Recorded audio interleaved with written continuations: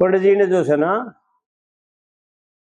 यानी ऐसा दर्शा रखा है इस कविता में कि देवों की भी और भगवान की भी अश्वपति पर जो कृपा थी। जो देखो भाई, विचारणीय बात है। कुछ पाने के लिए कुछ खोना पड़ेगा। हाँ जी, परिश्रम तो लगेगा। नहीं तो नहीं मिलेगा। न्यू सब भाई मेरा यो भी बढ़िया रहे हाँ। और वो भी प्राप्त हो जाए, ऐसा नहीं। अश्वपति ने जब राज छिन गया तो धूमत सेन अपने लड़के ने रानी लेकर के जंगल में चला गया और जंगल में जाकर के तप करना शुरू कर दिया।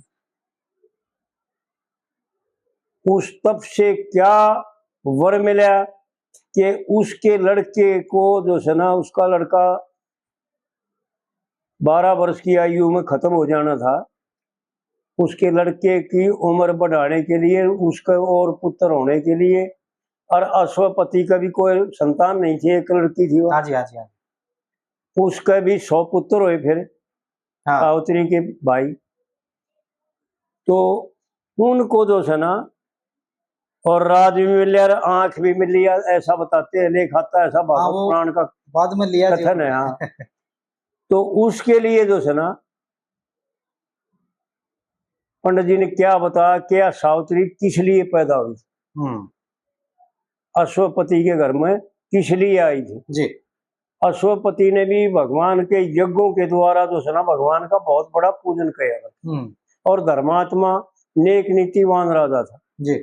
इसलिए जो है ना, उसका लड़की हुई, उसका वर्णन करते हैं पंडित जी, उसके बारे में बताते हैं जी जी।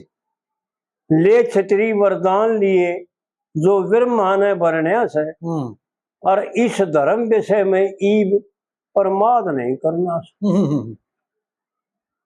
यानी जो इधर उधर प्रमाद का अर्थ है कि जो फालतू बात मारते हैं, यो कर लूं वो कर लूं, जो ऐसा करते हैं, जो निश्चयात्मिक नहीं है जी, उनको ना तो संसार मिलता और ना परमात्मा से प्राप्ति होती।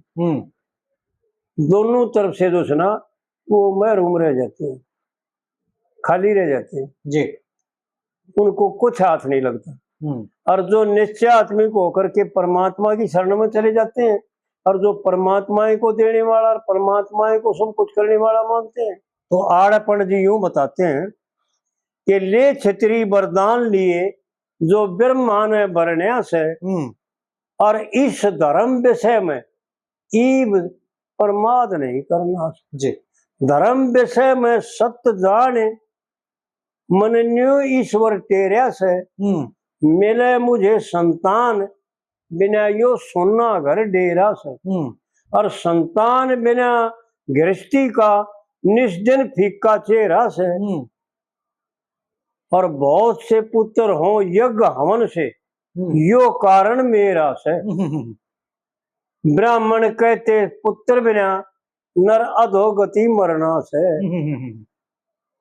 तो कहने का मतलब पंडित जी ने इतने सुथरे तरीके थे हमारे को यूं बताया कि भाई पुत्र उत्पत्ति करने के लिए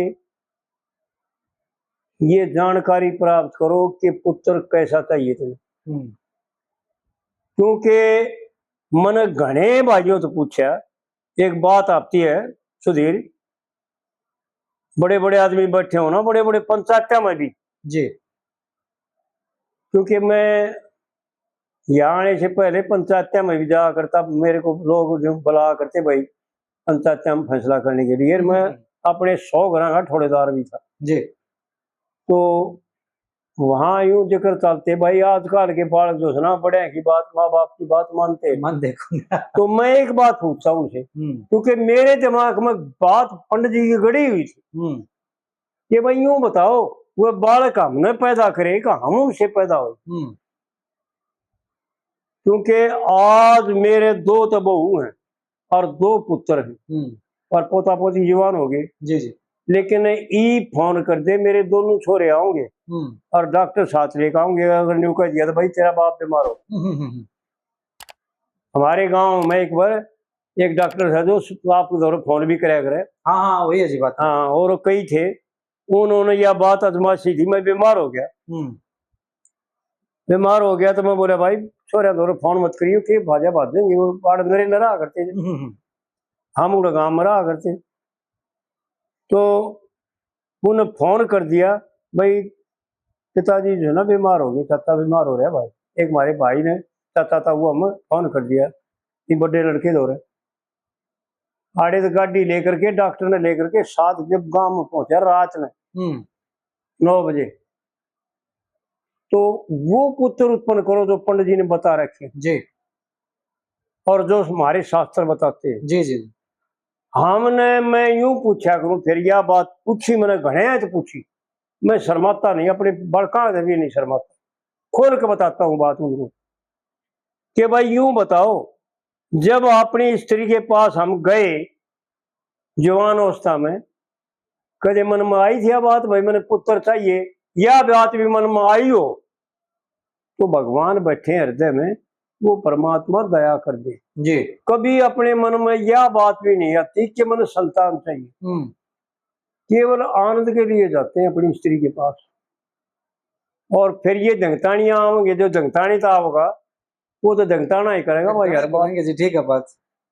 तो इस प्रकार से पंडित जी ने जो है ना खोल करके बता रखे, मात पिता यज्ञ कर्म करा दें वो शुभ घरबारी हो से, और वेद रीति संस्कार करा दें जब सुतधिकारी हो से। जी, देखिए 5 वर्ष तक रक्षा करनी सबसे भारी हो से।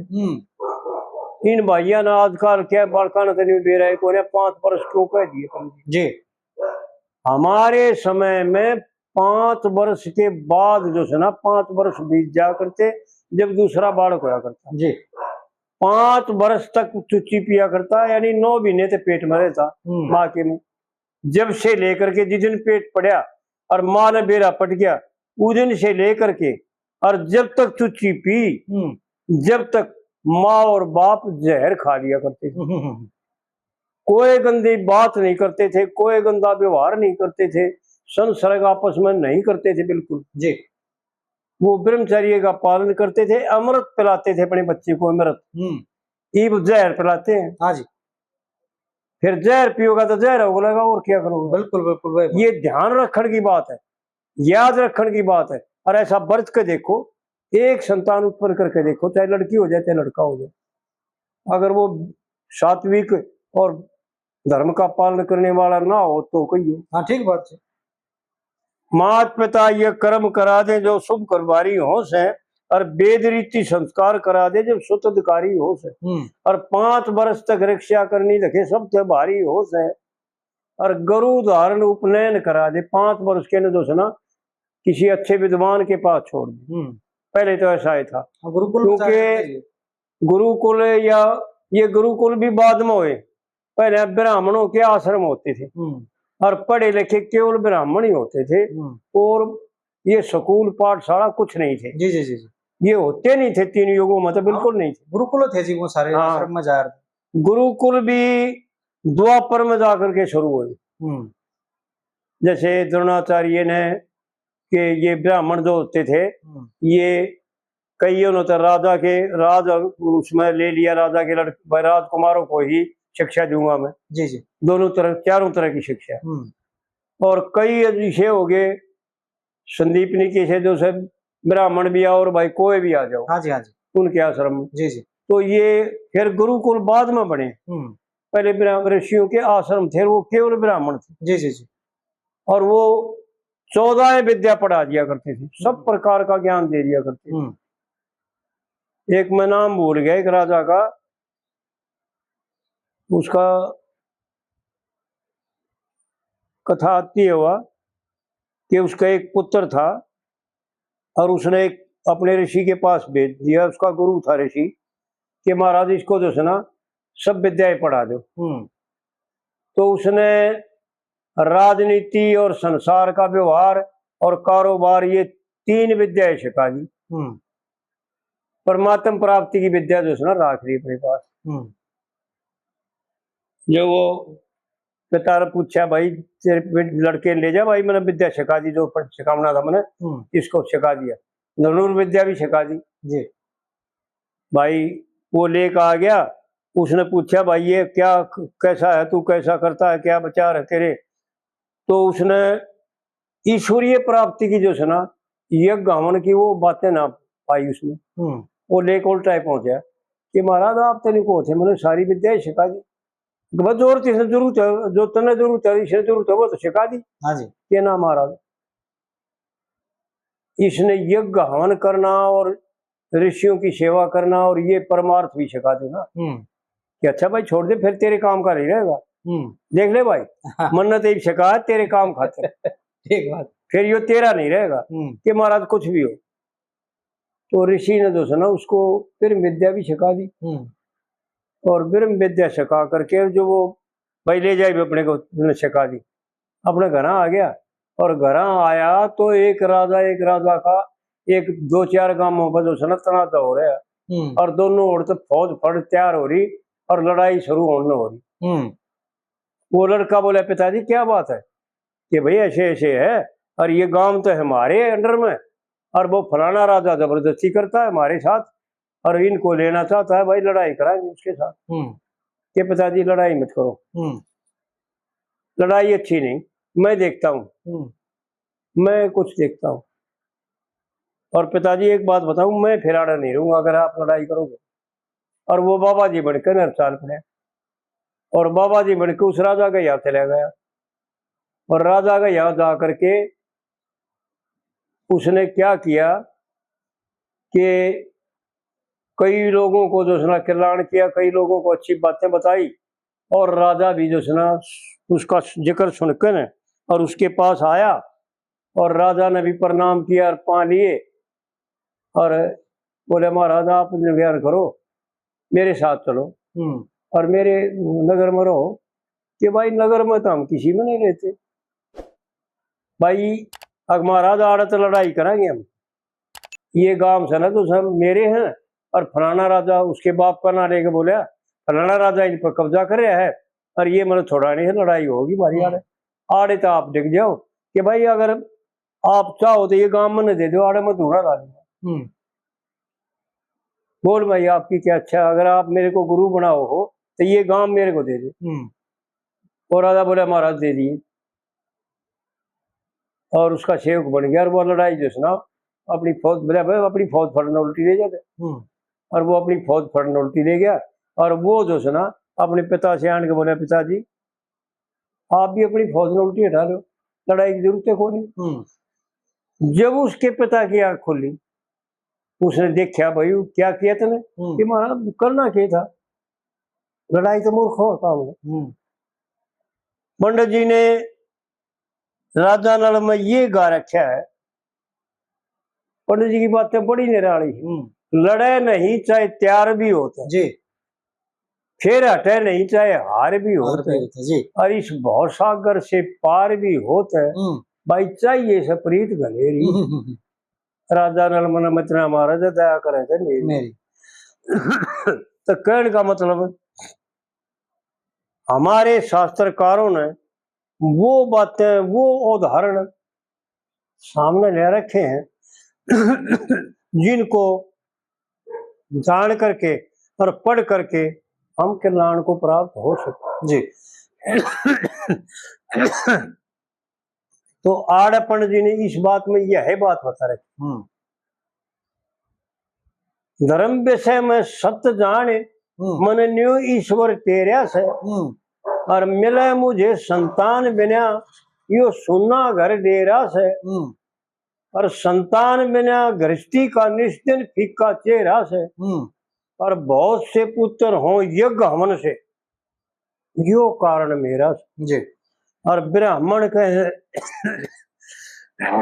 गले में खराश होगी भाई, ब्राह्मण कहे संता पुत्र बिना नर अधोगति मरना से ले क्षत्रिय वरदान, इस धर्म विषय में ईव प्रमाद नहीं करना। पानी लाइए पानी को नहीं, गला खराब हो गया भाई, ज्यादा बोलने से गला खराब हो जाए, बुढ़ापा आ गया असल में है। फर्क तो सही जी सारा। हाँ भाई उम्र बहुत होगी। और फिर दूसरी कली में यूं बताता है, तेरी बात बूझे बिना, जो मैंने राजकुंवर का बताया था उसकी तरह, बूझे बिना बात तेरे तन की मन की, मैं ब्रह्मा ते बतलाई, और यज्ञ हवन तप नेम से खुश हो, कन्या तुरंत बनाई। इसने आगे सवाल ईब और भूल करे मत भाई, और होना है जो इसमें हो जा, देखिए इसमें तेरी भलाई। इस ब्रह्मा ने वरदान दिया, मैंने लोकों का कित धरना है। तो तीसरी कली में पंडित जी यूं बताते हैं कि इस यज्ञ हवन तप के द्वारा क्या मिलता है। वो देवी अंतर ध्यान हुई और राजा अपने घर आ गए, आनंद से राज सफल प्रजा पालन करने लगे। कुछ दिन पाछे गर्भ रहा, कुछ दिन पाछे पटरानी का गर्भ रहा और मन भागे। शुक्ल पक्ष का चांद गगन में दिन दिन दूना छा गया। फिर गर्भ का समय पूरा होया, इसमें झूठा के डरना से और धर्म विषय में ईव प्रमाद नहीं करना जी। और फिर चौथी कड़ी में यूं बताया कि कैसी संतान हुई, सावित्री क्या थी। भूप ने नाम धारण की खातर पंडितों को बुलवाया, और सावित्री की दी कन्या का सावित्री नाम धराया। लक्ष्मी के साथ देव कन्या पे पड़े रूप का साया, और उसका तेज देख के किसी राजकुंवर ने ब्याह करना ना चाहा। और आड़ पंडित जी ने अपना जो है ना वो बताया कि मैं क्या हूँ। लोग समझ में नहीं आई। कह लक्ष्मी चंद सब धर्म जानता, लेकिन अहंकार नहीं दिखाया। कह लक्ष्मी चंद सब धर्म जानता, पर ईश्वर का शरणार्थ। इस धर्म विषय में ईव प्रमाद नहीं करना। तो इस प्रकार से पंडित जी जो थे ना वो कोई साधारण पुरुष नहीं। सब धर्मों को जानना एक बहुत बड़े विद्वानों के भी बस का नहीं। जी बिल्कुल। क्योंकि नाना जीव और नाना धर्म और परिस्थिति के अनुसार भी धर्म। भाई यार क्या परिस्थिति है, कैसा बरतना चाहिए, कैसे बोलना चाहिए, क्या कहना चाहिए, ये धर्म है। जब सावित्री ने सत्यवान को वर्ण कर लिया और नारद ऋषि ने ऐसा बता दिया कि भाई इसके साथ तो ऐसा ऐसा बनेगा, साल भर की आयु है इसकी, साल भर के बाद ये शरीर छोड़ देगा। तो सावित्री ने निश्चय किया और तप करना, भगवान का भजन करना, भगवान से प्रार्थना करना और पतिव्रत धर्म का पालन करना आरंभ कर दिया। तो ऊड़ पंडित जी ने जो है एक कविता में बताया, समय पे आकर सावित्री ने सिर चोटी स्नान किया और पर्वत ऊपर जाकर अपने इष्ट देव का ध्यान किया। यानी जो इस संसार में एक बात याद रखने की है, हर जीव मात्र का, मनुष्य मात्र का धर्म है कि अच्छी तरह से जान ले वे संसार में कितना है बल। एक के ऐसा बलि हो गया जिसको जीतने वाला पृथ्वी पर तीनों लोकों में कोई नहीं था जी, लेकिन वो भी जो दुर्दशा को प्राप्त हुए। कितना है धन संपत्ति, कितना है कुछ भी विभव, कितने जो है ना पद और कितनी जो है ना प्रॉपर्टी, कितना है बल हो और कितना है बुद्धिमता हो, कितना है विद्वान भी होता है, लेकिन बिना ईश्वर की भक्ति के इस संसार में सारे के सारे क्रिय व्यर्थ हैं जी। एक तुलसीदास जी ने वाणी कह रखी है, चितराई चूल्हे पड़ो और भट्ट पड़ो ये आचार। भाई तुलसी हरि की भक्ति बिना तो ये चारों वर्ण चमार। चाहे ब्राह्मण, ब्राह्मण तो असल में तो बहुत कहते हुए हम डरा, हाँ, क्योंकि ब्राह्मण एक परमात्मा का स्वरूप है जी। और उससे जो डरते नहीं ना वो समझ ले गिर गए। जो ब्राह्मण से, गौ से और पीपल के वृक्ष से, पतिव्रता स्त्री से और सत्य को धारण करने वाले से और संसार के कल्याण के लिए, जीव मात्र के कल्याण के लिए दान देने वाले दानी से जो नहीं डरता वो समझ ले अधपतन में जाएगा जी। वो बच नहीं सकता, चाहे ब्राह्मण कैसा ही भी हो, फिर भी वो आदरणीय है। क्योंकि मैंने देखा था, महाभारत में भी देखा और एक उपनिषद में देखा, उसमें लिखा था कि जो वर्ण आश्रम धर्म का पालन नहीं करता, वर्ण आश्रम और जहाँ जिस कुल में पैदा हो वो वर्ण आश्रम आश्रम जी जी उसका पालन नहीं करता, वो एक तो पशु होता है, पहले तो उसको कहते हैं पशु।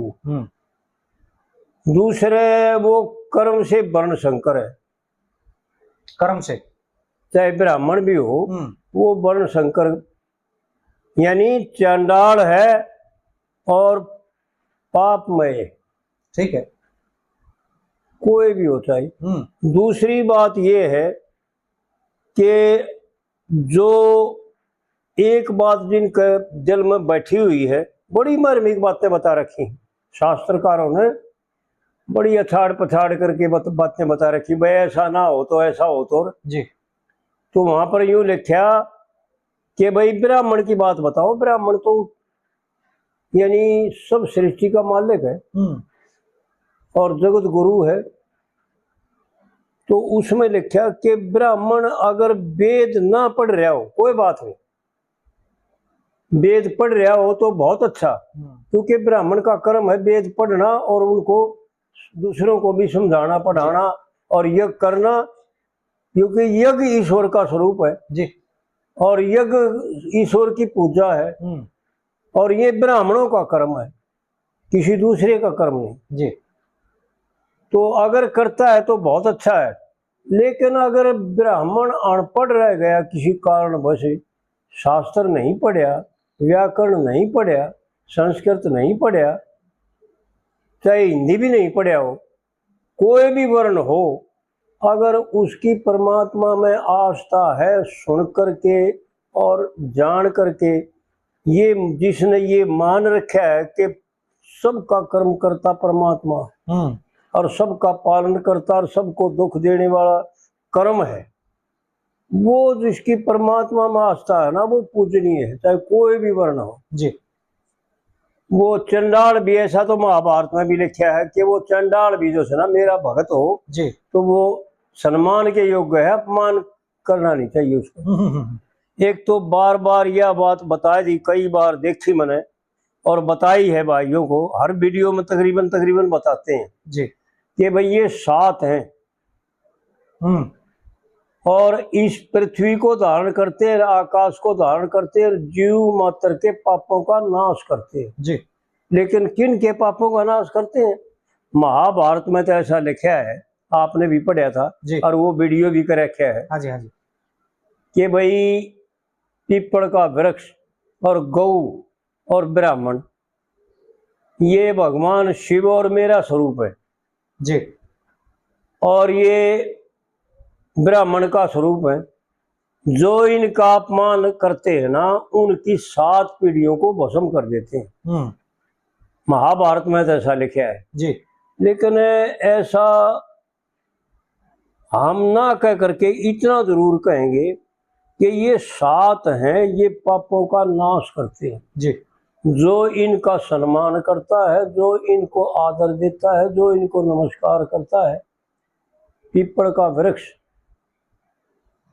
एक तो पीपल के वृक्ष में सबसे बड़ी खासियत यह है कि किसी मनुष्य में खासियत नहीं, जो पीपल के वृक्ष में खासियत है। मेरे ख्याल में किसी महात्मा में तो बेशक खासियत हो, ऐसा काकभूषणी ने तो दिखाया है गरुड़ जी को कि जब 4 योजन दूर रह गए उनसे, जब शंकर भगवान ने काकभूषणी के पास गरुड़ जी को भेजा तो 4 योजन दूर रह गए, यानी 4 कोस दूर रह गए, जब उनकी मोह माया और वह भ्रांति निमृत हो गई। जिस भ्रांति के द्वारा भगवान शंकर ने उसका निरादर किया जी। और जब जाकर के वहां पर पूछा, उन्होंने प्रश्न किया काकभूषणी जी, एक महाराज एक बात बताओ, आपके यहाँ मैं आपके एरिया में आया ना, जब मेरी मोह माया जो सरस दूर होगी, तो काकभूषणी जी ने ये बताया कि जी देखो, इतने एरिया में भगवान की माया कार्य नहीं करती, क्योंकि ये संतों का एरिया। तो मेरे कहने का मतलब ये सब भाइयों से कि पीपल का वृक्ष और गौ माता और ब्राह्मण देवता को परमात्मा का स्वरूप समझो जी। इससे कम ना समझो, कोई किसी प्रकार से भी इसको कमजोर ना समझो। तीसरे संत महात्मा जो संत हो जी। चौथे पतिव्रता औरत, और जो सत्य को धारण करने वाला और संसार के हित के लिए, जीव मात्र के कल्याण के लिए दान देने वाला जी, ये सातों के सातों पृथ्वी को धारण करते और संसार के पापों का नाश करते हैं जी। क्योंकि एक तो इनमें क्या खासियत होती है कि सातों के सातों मार्गदर्शक होते हैं। सबको यूं दिखाते हैं कि भाई तुम भी पूज्य बनो, तुम भी इनके से बनो, तुम भी इनके से बनो, इनका आचरण देख करके जी। और ऐसा गीता में भगवान ने बताया भी अर्जुन को कि भाई मैं इसलिए काम करता हूं कि ये मनुष्य जो है ना मेरे को देख करके निकम्मे ना हो, क्योंकि जो महापुरुष, जो बड़े पुरुष काम करते हैं ना, वो दूसरे लोग भी उन्हीं का अनुसरण करते हैं। ठीक बात। तो इस प्रकार से जो है ना ये सातों ये संसार को यूं दिखाते हैं कि कल्याण का मार्ग कौन सा है और सुखी रहने का मार्ग कौन सा है और दुखी होने का मार्ग कौन सा है। तो पाप कर्मों से एक मैंने ये भी अजमेश करी है, मैंने एडजस्टमेंट भी करके देखा, खूब अपने आप से अनुभव करके भी देखा है कि रूप भी शुभ कर्मों से मिलता है जी, और करूप भी खोटे कर्मों से मिलता है। ठीक है। और जितने भी दुख हैं, बीमारी वगैरह कुछ भी हो शरीर में, या मानसिक दिक्कतें हो या किसी भी प्रकार की दिक्कत हो, वो कर्मों के द्वारा उत्पन्न होती है, ना कि वैसे आकाश से पड़ती। जी जी। और कोई दूसरा कारण नहीं। ठीक बात। तो इसलिए जो है ना अच्छे कर्म करो, अच्छे विचार रखो, हर एक जीव मात्र से प्यार करो, किसी का अहित मत करो, छल कपट दम्भ ये बिल्कुल छोड़ करके। एक वाणी है संतों की, दम्भ कपट छल छोड़ के और सीधा सरल व्यवहार, भाई अंतर्मुख वृत्ति करे, ये संतों की लार।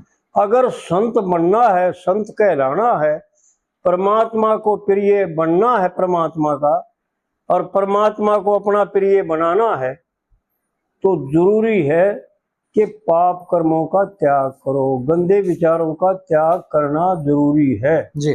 जब तक गंदे विचारों का त्याग नहीं करते और शुभ कर्मों का आचरण नहीं करते, जब तक दुखों से बचने का कोई और मार्ग नहीं है। ठीक है। तो इस प्रकार से पंडित जी ने जो सुना इस कविता के द्वारा के पंडित जी ने तो हर एक कविता के द्वारा पंडित जी में यह एक खासियत थी, इसलिए हमने जो सुना भाई मन ने तो अपने जीवन में पंडित जी के सिवाय और कवि सब बढ़िया है, मैं किसी को घटिया नहीं मानता, सब एक से एक चढ़मा। और भाई अपनी अपनी बुद्धि के द्वारा जो सुना उन्होंने इतनी बढ़िया कविता करी है कि भाई संसार का मनोरंजन कराया और जो सुना जीवों के यानी दिक्कतों को दूर किया, टेंशनों को भुलाने के लिए जो सुना अच्छे विचार सुनाए और अच्छी कविताएं रची। लेकिन भाई हमारे दिमाग ने यो काम कराया कि भाई पंडित जी ने जो सुना दोनों बात करी। परमार्थ को तो यूं दर्शा कि ये शुभ है ये अशुभ है जी, कति नरा नरा कर दिया। तकरीबन कविता में साधारण से कविता है ना, उनमें भी एक दो लाइन तो ऐसी पाओगी कि भाई ये असली तो ये है, हाँ जी, हाँ जी, और यो सारा नकली था जी, यानी क्लियर कर रखा है। तो इस कविता में पंडित जी ने यूं दिखाया है कि अगर जीतना चाहते हो संसार को और परमात्मा को अपने बस में करना चाहते हो, परमात्मा से चाहते हो कि मेरे को सब प्रकार से सुख समृद्धि दे, तो इस कविता के अनुसार आचरण करना पड़ेगा। समय पे आके सावित्री ने सिर चोटी स्नान किया जी, और पर्वत ऊपर जाकर अपने इष्ट देव का ध्यान किया, ब्राह्मणों से करा हवन लिया और इष्ट देव से वरदान लिया, मात पिता से आशीष ली। एक एक बात अनमोल है, एक एक बात की कीमत नहीं है जी, जो पंडित जी ने इस कविता में जया कली भरी है ना, इसकी कीमत नहीं।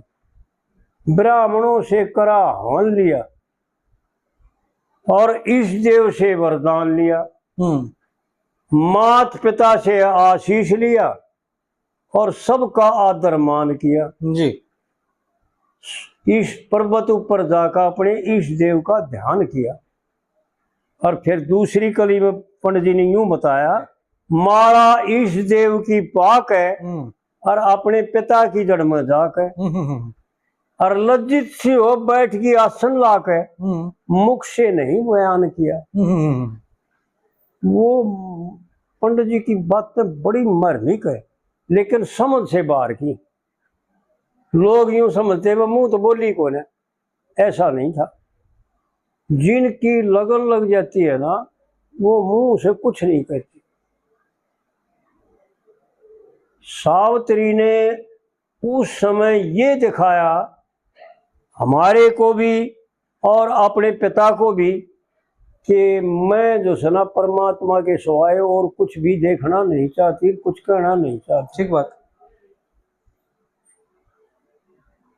इस देव की माला पाक है और अपने पिता की जड़ में जाक है और लज्जित सी बैठ की आसन लाक है, मुख से नहीं बयान किया। ऐसा है ना जी, मुख से नहीं बयान किया और पर्वत ऊपर जाकर अपने इष्ट देव का ध्यान किया। और फिर तीसरी कली में यूं बताया, पिता पुत्री को जवान देख और सोचन लग गया जतन अनेक, भाई मिटती नहीं मिटाई रेख, मिटती नहीं मिटाई रेख, रेख ऊंच नीच का ध्यान किया। पर्वत ऊपर जाकर अपने इष्ट देव का ध्यान किया। और फिर पंडित जी ने चौथी कली जो है ना ऐसी बताई कि परमात्मा क्या करते हैं, उनका परमात्मा क्या करते हैं जो केवल परमात्मा की शरण में है, केवल परमात्मा से चाहते हैं, बंदों से कुछ नहीं चाहते जी। जो न्यू देखते हैं भाई यो है बेचारा दुखी से तन्ने खड़े देगा। महाराज चंद की राम जी कहा करते, बहुत गजब की बात कहा करते, भाई देखो तुम गलत सो, संसार के पास जो कुछ है ना वो देने से इनकार नहीं करता, चाहे आधी रात ने ठाके ले ले उन दौरे, पर उनके दौरे तो टट्टी है भाई। ठीक है, वो टट्टी ने तो नाटक हो रहा, कद्दे ले लो बदबू है उनके दौरे, टट्टी है उसको देख लो, तुम चाहिए तो ले लो कितनी देंगे, वो नाटक हो नहीं। लेकिन खुशबू तो केवल संत ही दे सकते। ठीक है। तो इस प्रकार से पंडित जी ने यूं बता कि परमात्मा क्या देते हैं। लक्ष्मी चंद्र ढंग जवानी कैसा, और दूसरा नहीं था इस सैनी कैसा, यानी इस औरत के मुकाबले में दूसरा और कोई नहीं था। ऐसी पतिव्रता और ऐसी तपस्विनी सावित्री के मुकाबले में कोई हुई है जी। लक्ष्मी चंद्र ढंग जवानी कैसा, दूसरा नहीं था इस सैनी कैसा, और सुंदर रूप भवानी कैसा, तने त्रिलोकी भगवान दिया, और पर्वत ऊपर जाकर अपने इस देव का ध्यान किया। तो आड़े पंडित जी ने उपसंहार में इस कली में यूं दिखा दिया कि जो परमात्मा की शरण में चले गए उनको क्या मिलता है, कैसा मिलता है। वो मिलता है जो संसार से निराला, किसी के पास नहीं, वो उनके पास है। ऐसा दिखा दिया पंडित जी ने जी। ऐसा निश्चयात्मिक बनाने के लिए आखिरी की उपसंहार की कली में यूं दिखा दिया कि परमात्मा ने उसको क्या दिया था सावित्री। पंडित जी ने सत्यवान का वर्णन किया कि भाई कैसा सावित्री ने क्यों पास किया, कोई प्रश्न करे। भाई सावित्री ने सत्यवान को जंगल में रहा था, कोई राजा का लड़का भी ना था, और राज खुश रहता, उनका माँ बाप अंधे थे, और फिर भी जो है ना उसको जंगली को यानी बाबा जी के रूप में था उस वक्त। तो हाँ, राजकुमार तो था, लेकिन उस समय वो वैभव नहीं था। हाँ, वो भाई उसको पास कर लिया। तो क्या गुण देख करके पास किया था। और पंडित जी इस कविता के द्वारा यूं बता चाहते हैं कि भाई सत्यवान में क्या खासियत थी। जी।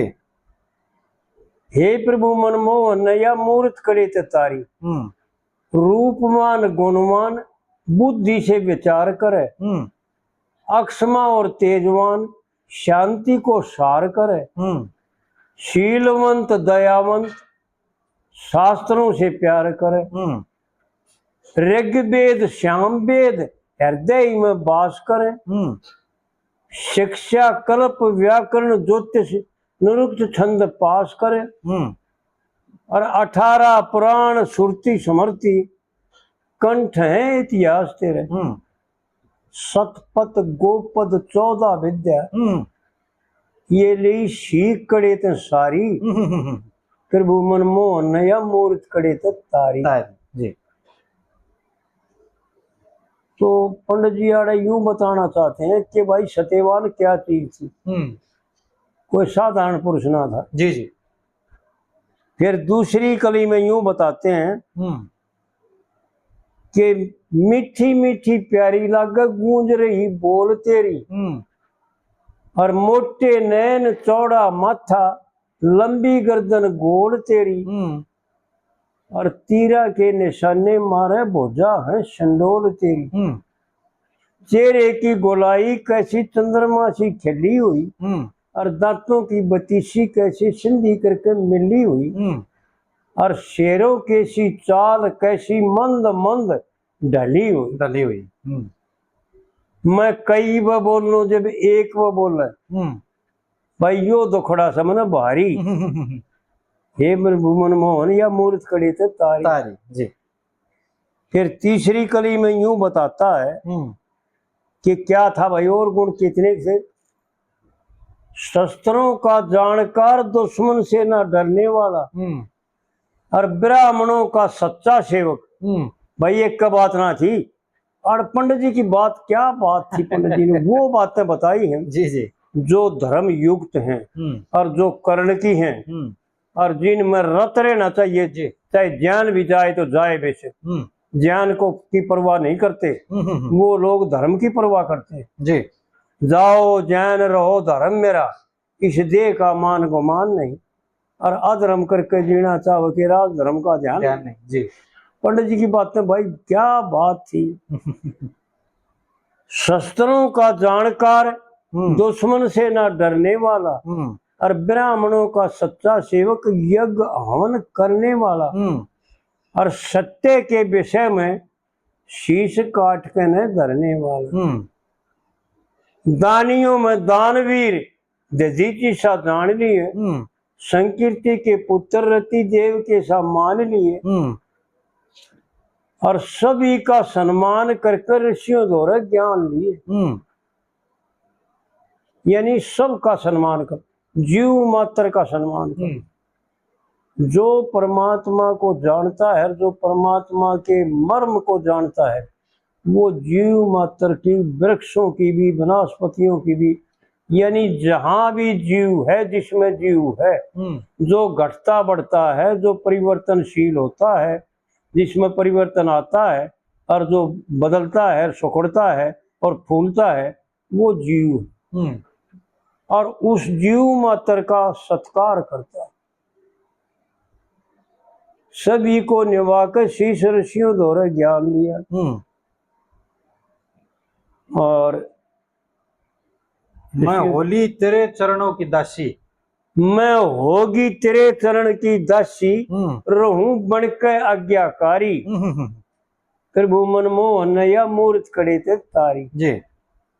और फिर चौथी कली में, चौथी आ गई ना, चौथी जी, चौथी कली में यूं बताते हैं पंडित जी कि भाई वीर भी कैसा था वो, यानी खाम खाए तगड़ मना गलगी थी। भाई धड़कने का नाम नहीं, हृदय है कठोर तेरा, और दोनों रन मिली हुई, ठुकमा है शरीर तेरा, सामना करेगा कौन युद्ध में वीर तेरा, युद्ध में महावीर तेरा, युद्ध में महावीर तेरा। और इस देव की दया से तन रिद्धि सिद्धि सिद्ध करी, और पृथ्वी का भार तारा, मर्यादा की हद करी, और भलाई के बदले लक्ष्मी चंतन बुराई कद करी। हाँ, भलाई के बदले बुराई लक्ष्मी चंतन कद करी, कद करी, भलाई के बदले बुराई लक्ष्मी चंतन कद करी। और ले लेके जन्म जगत में फिर गे अपनी अपनी बारी, प्रभु मनमोहन या मूर्त खड़े थे तारी जी।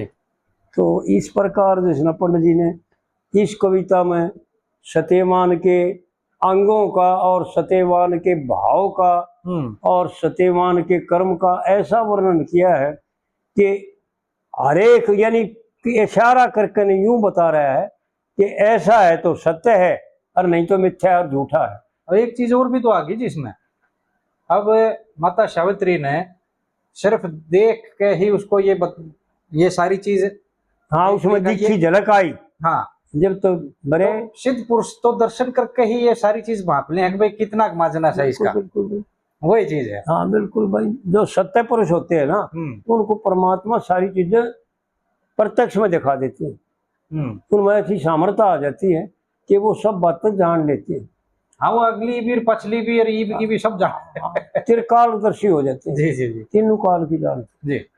तो इस प्रकार से जैसे ना पंडित जी की बातों का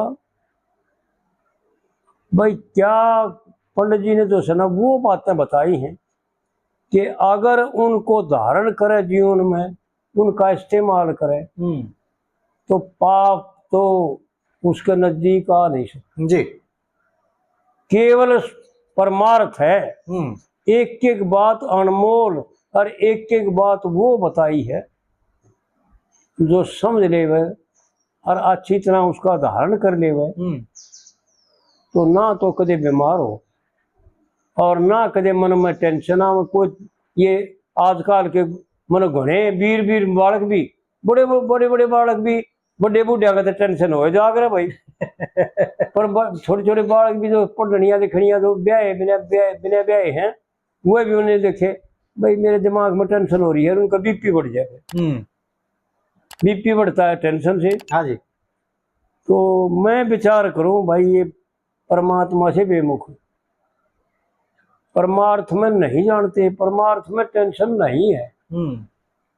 जो कुछ जब माता जैसे बच्चा होता है 12 साल तक अपने माता पिता पर निर्भर होता है, उसको कोई कुछ नहीं ज्ञान, आग न पकड़ ले, पानी में बढ़ जाए, डूब जाए, बेशक उसने कोई ज्ञान नहीं, किसी का भय नहीं, किसी की चिंता नहीं, कोई टेंशन नहीं। इसी प्रकार जो परमात्मा पर निर्भर है, जो जानते हैं कि सब कुछ करता परमात्मा है, इस बंदे के हाथ में होता है। यो तो ऐसा बदमाश है कि इस सारी दुनिया में के रखे के रखे हो। हाँ। उसका न्यारा है ढंगो। जी जी जी। चुगर विश्वामित्र ने अपने तप के बल से न्यारा स्वर्ग रचना शुरू कर दिया था। अहंकार था, उस अहंकार से ही जो है ना विश्वामित्र को ब्रह्म तो प्राप्त ना कहा गया। जी जी जी। बहुत बारी कहा गया था। जब वो अहंकार मिट गया ना, जब ही वशिष्ठ मुनि ने उसको जो है ना ब्रह्म ऋषि कहा।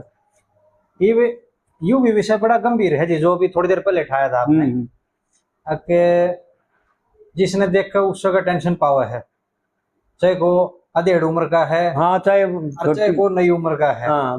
फिर समाधान क्यों करो जी मत। इसका कारण यो है कि संसार में 5 साल का बच्चा जो है ना संसारी बात जान लग जाता है जी। और पहले जो है ना हम जो है ना 15 साल के हो गए थे जब तक कुछ नहीं जाना था। यहाँ तक नहीं जाना थे कि वीर मर्द क्या होते हैं, कुछ भी नहीं जाने थे। केवल इतना जानते थे खा लेना बढ़िया और खेल लेना और जो घर के अंदर दिया ऊपर रोड लेना। ठीक बात। असल में तो उस जमाने में था ही ना कुछ भी, केवल खाना खाना था, केवल खाना खाना बढ़िया, देसी घी दूध और वो सब्जियां जो आजकल नहीं, जंगल की। हाँ जी हाँ। ये आलू मटर ये मसाले गर्म नहीं थे ना, नहीं थे। कुल्ली में तो साग बनता और इतना बढ़िया बनता, इतना बढ़िया ही भी नहीं लगता जितना बढ़िया वो लग गया करता। वो बनाए को जी उसाई में वो नहीं बनाया करता। और वह देसी हुआ करते खेता की सब्जी 12 मास तकरीबन हमने देखा। हमारी मार चाकड़ बथुआ ये पाले कर ये साठी और ये भाखड़ी और पवाड़ चौड़ाई कोंदरा ये चीर चीर के सुखा देते हैं, इनका चमाशे में इनका साग बनाते हैं। और जो लाकड़ और बथुआ और चने का साग जो सुखा के ना हांडी भरी रहा करती, हांडी हुआ करती पहले बर्तन और कुछ नहीं हुआ करती, बोरी बारी नहीं हांडी भर लिया करती। और वो जो है ना जब जरूरत पड़ती ना लैन पत्ती राम घने घने कई दिन बरसा करते, एक हफ्ता जो है ना आँख नहीं खोलिया करते, 1 घंटा दिया करते वो डांगरा खातर ने यार फूस ले आने का, नहीं तो बरसे 1 हफ्ता लगातार झड़ी लग गया करती। और जब वो सब्जी बना करती थी घर में सूखी और ऐसी बनती थी भाई, आजकल के आलू मटर टमाटर जो बनाओ ना हलवाई बनाओ ना ये भी माफ नहीं जी, उनका गया से भी ऐसे बनती थी। तो कहने का मतलब यो है कि प्राचीन का जो व्यवहार था ना वो सात्विक व्यवहार था बिल्कुल, और ईब का जो व्यवहार है ये केवल तमोगुणी व्यवहार है, रजोगुणी भी नहीं है। क्योंकि रजोगुणी में भी केवल व्यवहार बरता जाता है और क्रोध ही होता है। ये लंपटता मक्कारी दम्भ पाखंड और जो है ना दिखावा ये रजोगुण में नहीं है। ये प्रमाद केवल तमोगुण में है। दूसरों का बिना करे ख्याजा लूट का फ्री का चाहिए, सब कुछ तेरा थ्या जाओ मेरा थ्या जाओ, चाहे किसी की बहन बेटी हो कुछ हो, कोई परवाह नहीं किसी बात किसी प्रकार से भी जो सुना अपने दायरे में नहीं। हाँ जी हाँ जी।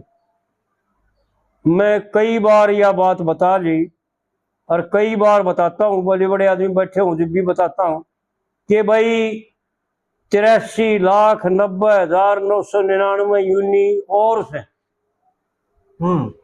और एक यूनी मनुष्य की है 84 लाख हो जाते हैं जी, ये मिल करके एक मिल करके 84 हो जाते हैं। वह 83 के 83 तो अपने कायदे में से समय पर सारे काम करते हैं। हाँ जी। लेकिन एक यो मनुष्य उनको भी परेशान कर रहा है और पूरी प्रकृति को जो है ना षड्यंत्र के द्वारा छड़ा रहा है, मक्कारी के द्वारा जो है ना उसको इतनी बदफैली कर रहा है, इतना उसको जो सना दूषित कर रहा है कि उसमें बदबू के सिवाय और कुछ नहीं रहा। हाँ ठीक बात। खुशबू का लेस मात्र नहीं रहा जी। फूलों में भी खुशबू नहीं रही। आप देख लो। हाँ नो अच्छा जी।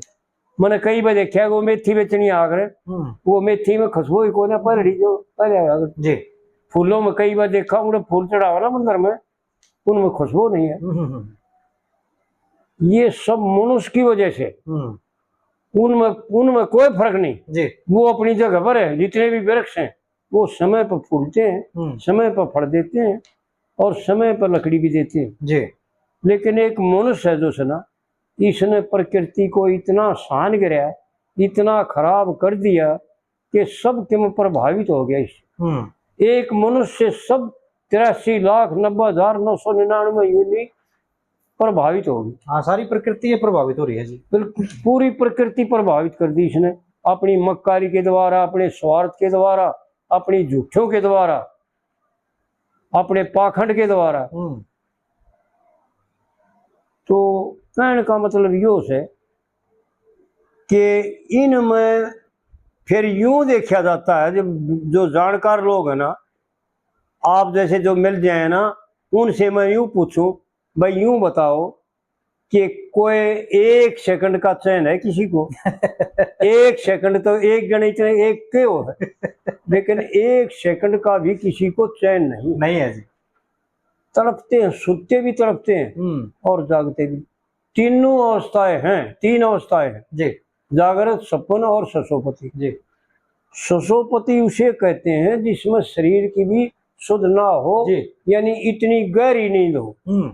लेकिन आज वो गहरी ससोपति किसी को नहीं है। ना कौन है? 2 अवस्था है, एक अवस्था खत्म होगी और चौथी अवस्था तो पहले खत्म थी नहीं। हाँ। वो तो योगिया की है। बिल्कुल बिल्कुल।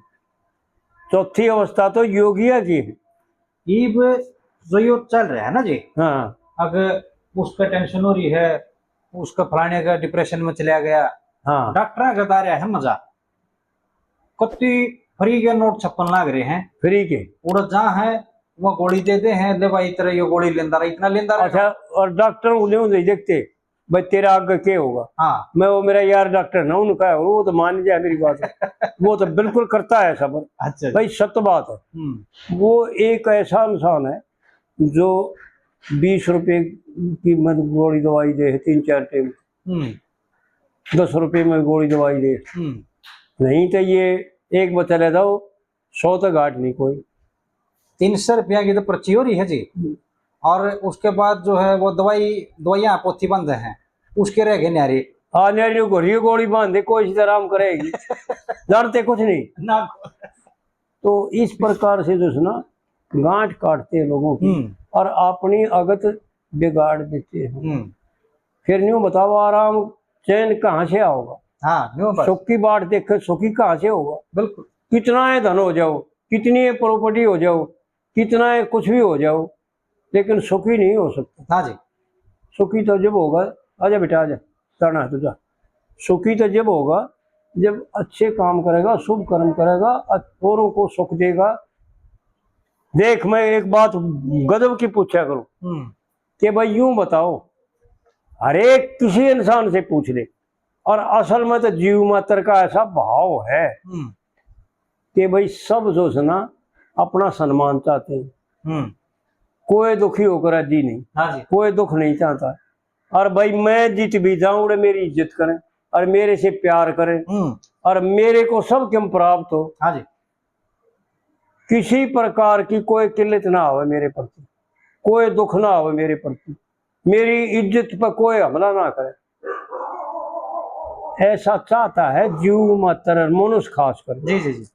लेकिन भले मानस कदे यूं सोचा विचार करें, गहरी बात है या विचार करने की, कदे विचार करें कि कदे तुमने यह बात सोची कि तू दूसरा के लिए यह बात बरतेवा बरतता है, दूसरों के साथ ऐसा करता है तू या करना चाहता है? वो कहीं नहीं जी उसमें कह लक्ष्मी चंद धर्म करे बन धनगारत चाहिए से धनगार और इज्जत बंद बनने की खातिर तो फिर पुरुषार्थ चाहिए से। बिल्कुल बिल्कुल बूढ़े थी कोना सोच जी। पंडित जी ने तो भाई क्या बात है, पंडित जी की तो बस वो जो है ना साधु राम जी ने बोले भाई पंडित जी के पाछे मत पड़ो, पंडित जी के न्यारे भी बहुत कवि हुए हैं और कई बार के नाम बताए उसने, मेरे तो याद भी ना रहे थे वो, क्योंकि मेरे याद तो जब रहे जब उनमें कोई दिमाग हो।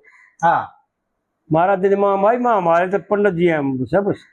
अच्छा फोन आया था आपके पास? हाँ फोन कोई मन वो मेरे वो सुंदर है ना एक छोरा, हाँ बागड़ का, हाँ जी हाँ जी हाँ जी। वो शुद्ध वो जो बोला साधु राम भाई मैंने फोन ना मिलाना आता और तुम उसने मेरा नंबर दे दे वो फोन मिला लेगा, उसने मिलाना हो। वो बोले न्यू बात से दादा, मैं भाई मैं मिला लूंगा कोई बात नहीं, अगर उसने मिलाना आता हो चाहे ना आता हो हमने क्या लेना देना। तो मैंने फोन नंबर दे दिया, उसने मैंने मिला लिया, तो उससे बातचीत करी वहाँ पंडित जी। पहले तो मैं बोला पंडित जी पाए लागू, बोला भाई आप भी तो पंडित जी हो, मैं नाम है तो पंडित जी को नहीं पता। बोला ना आप पंडितों के भी पंडित हो। मैं बोला सुंदर ने मेरे को बता दिया और मैंने आपसे बातचीत फिर 2-4 बात हुई। मैं पंडित जी फिर भी आप तो आप हो, मैं तो ब्राह्मणों का जो है ना सेवक हूँ, भाई ब्राह्मणा की जो है ना मेरे ऊपर कृपा चाहिए। मैं तो बार बार ये बात कहता हूँ कि ब्राह्मणों की कृपा चाहिए। तो वो बोला भाई ठीक है भगवान लंबी आयु दे, लंबी आयु तो बतेरी होगी पंडित जी तो दान का तैयारी कर रहा। तेरे ने बोले ना अब बैठा रहे इब्बा हमारे तो भी के छका दे भाई, मैंने भी आप जैसे दौरे सीखा है और आप तो हमारे गुरु हो, आप कोई नई बात बताओ। तो वो बोले पंडित जी के पीछे मत पड़ो, कभी कई कई कवि हुए। मैं बोला जी पंडित जी सुनो, जितने भी कवि हुए वो सारे के सारे बढ़िया से बढ़िया, एक तो एक चढ़ता। हाँ जी कुछ में कोई कमी नहीं बिल्कुल, लेकिन अपनी अपनी बुद्धि के अनुसार उन अपने गाने में अपनी कविता में कमी नहीं रखी, जोर लगा रखा है जी। फिर उनको कैसे बिसरा दिया जाए, बिसराम हो तो मूर्ख है। लेकिन ये तो अपने अपने भाव है। हमने पंडित जी की बातों से न्यारी और दूसरी बात बढ़िया लगती है, पता ना हमारे दिमाग में के बैठ गया। हमने तो पंडित जी की बात बढ़िया लगी जी। और जो किताबा में है ना ये हमारे दौरे न्यारी भी कोने को बोला ये तो ये सब गावड़िया गाँव हैं, मैं बस ये हमारे दौरे ये तो चाहिए था, आप जब चाह ले लो। बोला ना कोई न्यारी बात बताओ। तो उनका मेरे ख्याल में दच्ची भी कौन आया बात आज, फिर मैंने कल फोन फिर मिलाया, जब भी ने बोले कोई न्यारी बात दो, यानी मैंने फिर मैं जजमेंट होया कि भाई उनका दच्ची नहीं है बात, जो हमने सत्य बता दिया कि भाई हम पंडित जी की जानते हैं और वो ये बात जानते हैं जो किताबों में। हाँ ठीक बात, वो रिश्ते न्यारी नहीं जानते। क्या हो गया कोई बात कोई संत महात्मा की कोई एक आधी बात याद भी आ गई, वो कदे पुराने जमाने की याद भी आ गई और उजड़ भी गई वह, तो कोई खास बात नहीं। लेकिन असलियत यही है कि पंडित जी ने जो कुछ कह रखा ना वो कहीं भी खड़ी कर ले उसमें, तेरा जी चाह जीत बरत ले उसमें।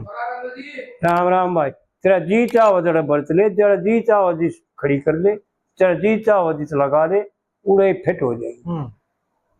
क्योंकि व्यवहार काल तो स्वतः सिद्ध है। हाँ ठीक बात। उसमें मेरा बासी रोटिया में एक महाराज भगत जी थे मनोहर लाल जी, वो कहा करते भाई बासी रोटी खावा खुदा की माँ का खेल हो रहा है। तो बासी रोटी जो यानी गजब की बात है, ये भाई जान ले के बासी रोटी किसे कहते हैं जी, जो पिछले शरीर में कर का ऐसा प्रारब्ध जिसको कहते हैं। हाँ ठीक बात। वो इस शरीर में मिला हुआ है, ये बासी रोटी है। ईब क्या करता है तो वो देख अगाड़ी जो सुना तेरी बढ़िया होती है कि नहीं घटिया होती, ये देखना यही। यो तो जो कुछ हो रहा है और जो कुछ मिल रहा है उसको भुगत कर चले जाओगे।